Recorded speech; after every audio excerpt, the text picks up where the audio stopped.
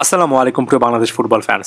Free kick বিডির আজকের এই ভিডিওতে আমি মূলত আরও একটা বড় সম্ভাবনার নাম দারুণ ট্যালেন্টেড কিউবা মিচেল সম্পর্কে আলোচনা করব। তাকে কেন্দ্র করে শঙ্কার জায়গা, আশার জায়গা, সকল কিছু নিয়ে কথাবার্তা চলবে। তবে শুরুতে আমি হামজা চৌধুরীর কথা আরও একবার স্মরণ করিয়ে দিচ্ছি। তার মাধ্যমে একটা পজিটিভিটি কিন্তু দেশের ফুটবলে দেখতে পাচ্ছি। এরপরে সামিদ সোমের মতো একটা হাই প্রোফাইলকে বাফুফে পেতে যাচ্ছে, কিংবা অন্তত সর্বোচ্চ চেষ্টা করছে, এটাই আমাদের আশার জায়গা। এরপরে কিউবা মিচেল নামটাও আসবে। ট্যালেন্টের দিক থেকে তিনিও যে হাই প্রোফাইল সেটা নিয়ে বিন্দুমাত্র সন্দেহ নেই। তবে একই সঙ্গে এই প্রশ্নটা আমাদেরকে করতেই হবে, বাফুফের কাছে রাখতেই হবে, যে বাফুফের কার্যক্রম কিছুটা হলো কি শ্লথগতির হচ্ছে, এখানে আরো দ্রুত কার্যক্রম হাতে নেওয়ার কি আসলে অপশন আছে কিনা। বাংলাদেশ ফুটবল ফেডারেশন ইতিমধ্যেই কিউবা মিচেলকে বাংলাদেশের হয়ে খেলার আমন্ত্রণ জানিয়েছে। তবে সম্প্রতি সোশ্যাল মিডিয়ায় একটা জিনিস ছড়িয়ে পড়েছে যে কিউবার সাথে বাফুফের নাকি একটা দূরত্ব তৈরি হওয়ার সম্ভাবনা আছে। গত 20 এপ্রিল নাকি তিনি পাসপোর্ট ও অন্যান্য আনুষঙ্গিক প্রক্রিয়া সম্পর্কে জানতে চান বাফুফের কাছে, কিন্তু কিউবার মেইলের কোনো আনুষ্ঠানিক জবাব নাকি এখন পর্যন্ত বাফুফে দেয়নি, যা নিয়ে সোশ্যাল মিডিয়া এবং ফুটবল ভক্তদের মধ্যে হতাশা তৈরি হয়েছে। আমি এখনই একেবারে বাফুফেকে কাঠগড়াতে দাঁড়া করাচ্ছি না, তবে প্রশ্নটা আমি রেখে যাচ্ছি যে কিউবার মতো এমন একজন প্লেয়ার যিনি কিনে বিদেশে আছেন, তিনি যদি দ্রুত যোগাযোগ করতে চান, জাতীয় দলে খেলার ব্যাপারে আগ্রহের কথা বলেন, যে কোনো পেপার ওয়ার্ক, যে কোনো জিজ্ঞাসায় একেবারে ইনস্ট্যান্ট তাৎক্ষণিক তাকে ইনফরমেশন দিতে হবে, তাকে সাহায্য করতে হবে। এই জিনিসটা না হলে কিন্তু প্রসেসটা অনেকটুকু দীর্ঘায়িত হবে। ফুটবল ভক্তদের মধ্যেও কিন্তু একটা একেবারে যৌক্তিক হতাশা তৈরি হবে। এই যৌক্তিক হতাশা থেকে অনেকেই ধারণা করছেন যে এই ধীরগতির কারণে আসন্ন জুন মাসে সিঙ্গাপুরের বিপক্ষে গুরুত্বপূর্ণ ম্যাচে কিউবা মিচেলকে বাংলাদেশ দলে নাও দেখা যেতে পারে, এবং এই প্রশ্নের জায়গাটা যতদিন যাবে আরো অনেক বড় হবে। তবে বাফুফের পক্ষ থেকে নানা রকমের সূত্র থেকে এই জিনিসটা বলা হচ্ছে যে কিউবা মিচেলের বাংলাদেশি পাসপোর্ট প্রক্রিয়ার প্রথম ধাপ, অর্থাৎ তার মায়ের বাংলাদেশের জন্ম নিবন্ধন সংগ্রহের কাজ আনঅফিসিয়ালি শুরু করে দিয়েছে বাফুফে। কারণ এই পুরো প্রক্রিয়ার জন্য পর্যায়ক্রমে প্রয়োজন হবে তার মায়ের জন্ম নিবন্ধন, দ্বৈত নাগরিকত্বের আবেদন এবং সর্বশেষে বাংলাদেশি পাসপোর্ট। বাফুফে বর্তমানে এই বিষয়গুলোতে সংশ্লিষ্ট সরকারি কর্তৃপক্ষের সঙ্গে যোগাযোগ করে নিচ্ছে, যাতে আগেভাগেই সম্ভাব্য জটিলতা এড়ানো যায়। কারণ এর আগেও 2 জন বাংলাদেশি বংশোদ্ভূত ফুটবলার পাসপোর্ট ও কাগজপত্র সংক্রান্ত জটিলতায় ফেডারেশনকে ভুগতে হয়েছে।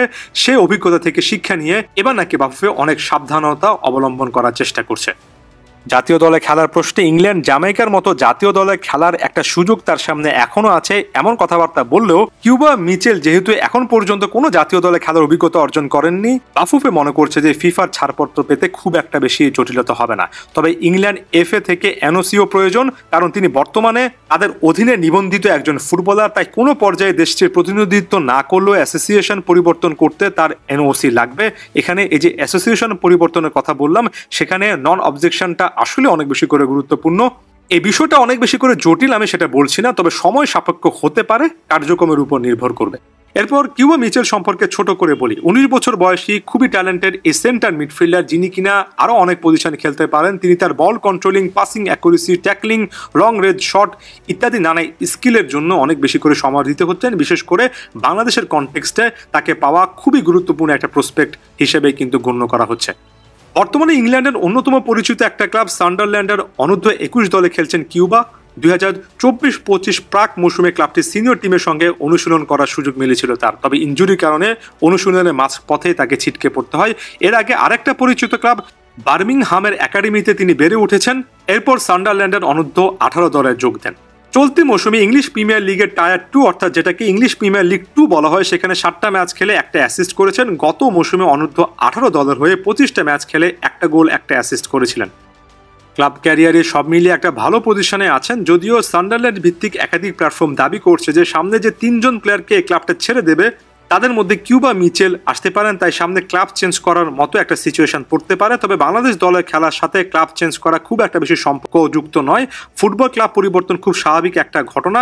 তিনি এই মুহূর্ত পর্যন্ত যে ট্যালেন্টটা দেখাচ্ছেন সেটা দক্ষিণ এশিয়ার ফুটবল এবং বিশেষ করে বাংলাদেশের বর্তমান মান অনুযায়ী যথেষ্ট উন্নত, এবং তিনি আসলে মিডফিল্ডের শক্তিমত্তা যে আরও অনেকটুকু বাড়বে সেটা নিয়ে বিন্দুমাত্র কারো কোনো ডাউট থাকার ব্যাপার নেই।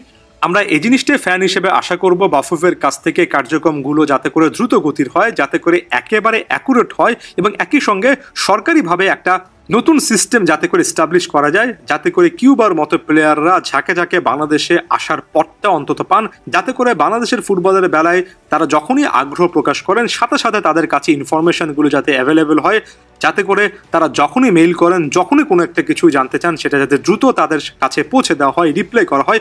এমন টাইপের বেসিক জিনিসগুলো যত দ্রুত সেট হবে, যত ফাস্ট আসলে করা যাবে, তত বেশি দেশের ফুটবলের জন্য ভালো।